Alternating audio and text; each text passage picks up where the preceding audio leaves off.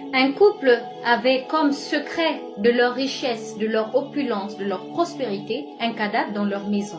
Alors le contrat était dit que la femme chaque matin devait lécher le corps du cadavre jusque dans les parties intimes et le mari devait coucher le cadavre.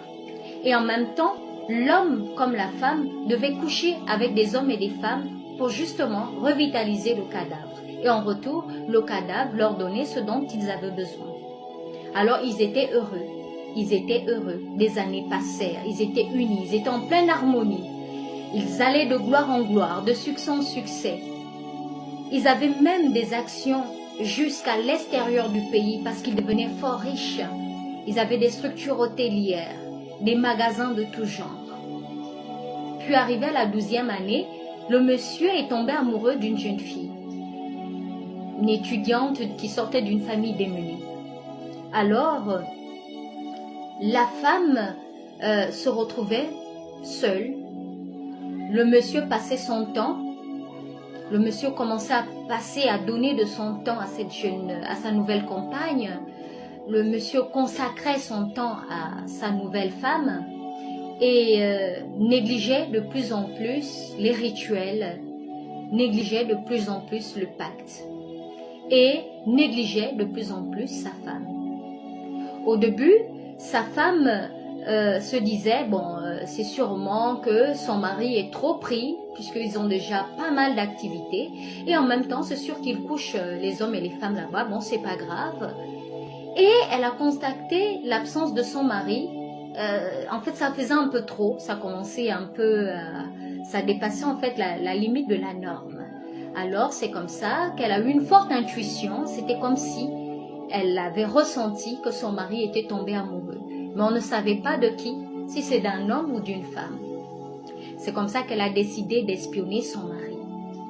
En le faisant, c'était justement vrai, le monsieur est tombé amoureux, mais là, pas d'un homme, mais d'une jeune fille. Alors, dans ses recherches, elle découvre que son mari est vraiment amoureux parce que elle avait constaté que le même style de maison qu'elle a, cette dernière-là, les marques de véhicules qu'elle a, cette dernière aussi là. C'est comme ça qu'elle est rentrée dans une colère amère, elle est rentrée dans une colère sombre. Elle a dit quoi? C'est pas possible, mais ça va pas se passer comme ça. Une femme débarque comme ça, va venir jouir du fruit de mes sacrifices. Je souffre, moi, pour avoir ces biens. D'accord? C'est comme ça que elle décide maintenant d'attaquer cette jeune fille. Et quand elle arrive chez cette jeune fille, elle discute avec cette jeune fille, elle réalise que son mari aime cette femme. Alors, le ressentiment qu'elle avait au départ, c'était de tuer cette dernière. Alors, elle a changé de sentiment par amour pour son mari. C'est comme ça qu'elle a décidé d'attirer la jeune fille à connaître le secret de leur richesse.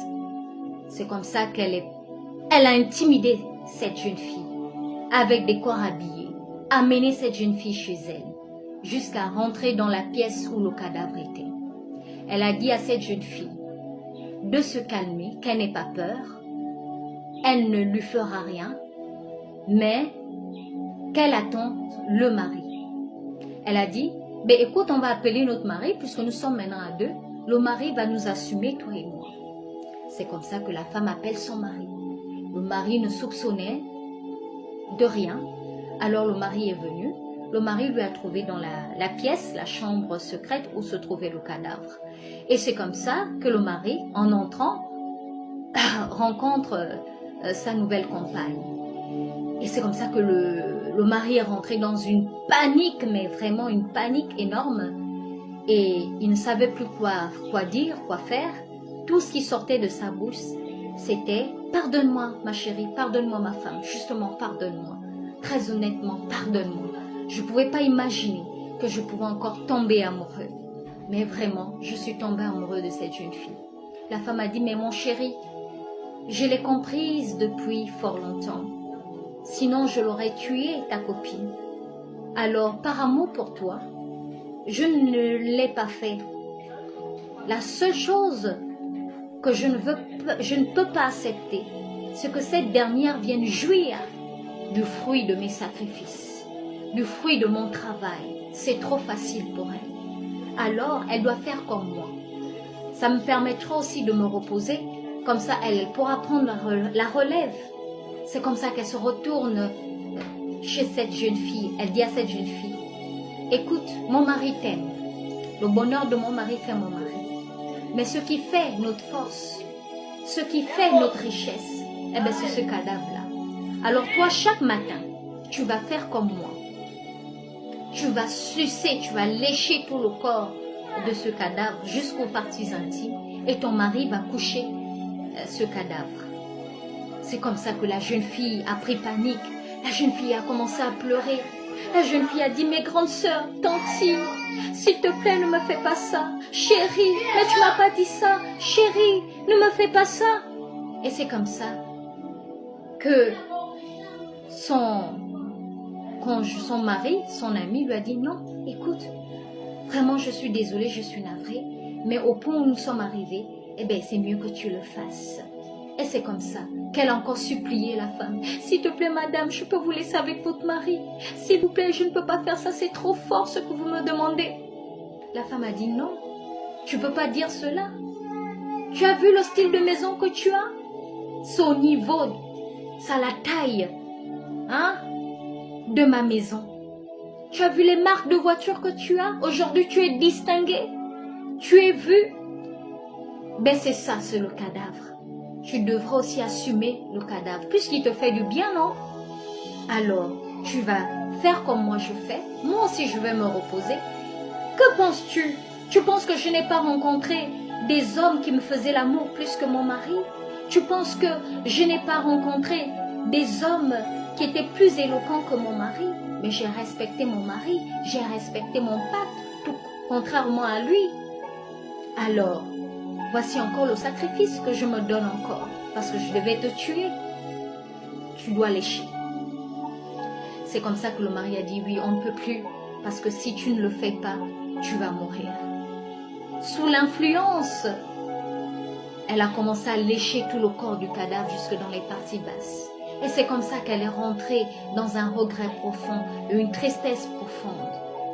C'est comme ça qu'elle est retournée chez elle. Quelques jours après, quelques temps après, elle a commencé à être malade, beaucoup malade.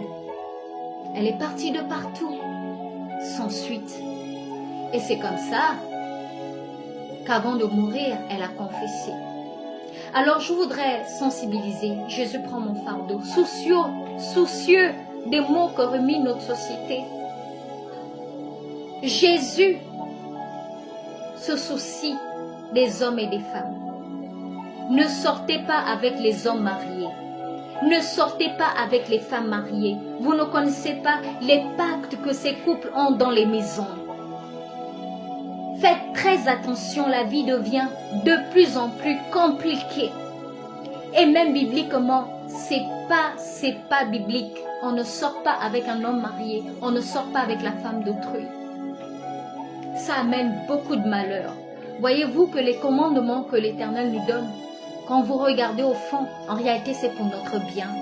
C'est pour notre propre bien. Alors, faites très attention. De grâce, faites très attention à vous. Prenez soin de vous. Aussi vrai que Dieu vous a créé femme. La Bible dit, recommande ton sort à l'Éternel. Place en lui toute ta confiance. Mets en lui toute ta confiance. Il agira certainement.